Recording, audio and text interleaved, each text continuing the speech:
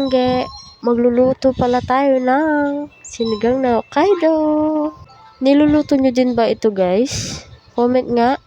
At ayun na nga guys, binalatan ko na nga yung sibuyas kanina, hindi ko na nga pinakita sa inyo. At iniwa-iwa ko na nga yan guys, at isinunod ko na nga ang bawang.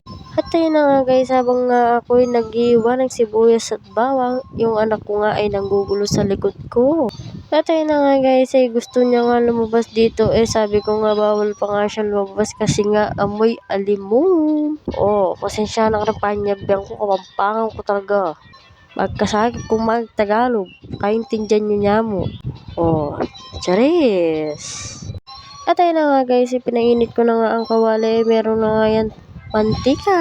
At ayun na nga guys, ay mainit na nga ang kawali at mantika.